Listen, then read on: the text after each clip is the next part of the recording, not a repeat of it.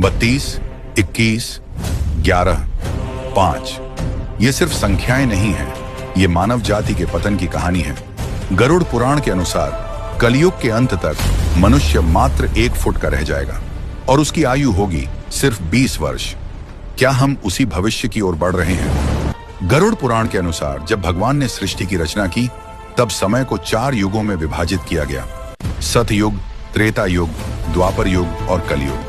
हर युग में मानव की आयु, शक्ति, कद और धर्म पालन की स्थिति अलग अलग निर्धारित की गई। सबसे पहला युग था सतयुग, जिसे सत्य, तप और धर्म का युग कहा गया है। शास्त्रों के अनुसार इस युग में मनुष्य की औसत लंबाई लगभग 32 फीट होती थी और उसकी आयु 1 लाख वर्षों तक मानी जाती थी।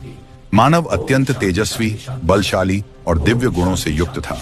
इसी काल में भगवान ने मत्स्य, कूर्म, वराह और नरसिंह जैसे अद्भुत अवतार धारण किए। समुद्र मंथन जैसी महान घटना भी इसी युग में हुई, जब सृष्टि की रक्षा के लिए भगवान शिव ने विष का पान कर नीलकंठ स्वरूप धारण किया। इसके पश्चात आया त्रेता युग। इस युग में धर्म का प्रभाव कुछ कम होने लगा। मनुष्य की लंबाई घटकर लगभग 21 फीट रह गई और आयु घटकर 10,000 वर्षों तक सीमित हो गई।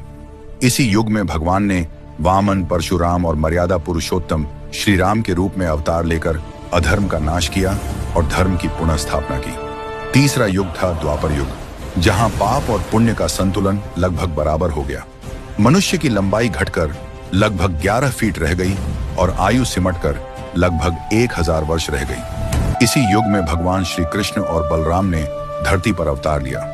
महाभारत जैसा महायुद्ध हुआ, जिसने धर्म और अधर्म के बीच अंतिम निर्णायक संघर्ष को जन्म दिया। और अब चल रहा है कलयुग, जिसे अधर्म, भ्रम और नैतिक पतन का युग माना जाता है। आज मनुष्य की औसत लंबाई केवल 5 से 6 फीट रह गई है और आयु घटकर लगभग 60 से 70 वर्षों तक सीमित हो चुकी है। गरुड़ पुराण में संकेत मिलता है कि कलयुग के अंतिम चरण में मनुष्य की आयु मात्र 20 वर्ष रह जाएगी और उसका कद केवल 1 फीट का रह जाएगा। जब अधर्म अपने चरम पर होगा, तब भगवान विष्णु कल की अवतार लेकर पृथ्वी पर धर्म की पुनः स्थापना करेंगे। अगर आप भी मानते हैं कि कलयुग का अंत निकट है, तो कमेंट में लिखें जय श्री कल की और इस रहस्य को आगे जरूर बढ़ाएं। 32, 21,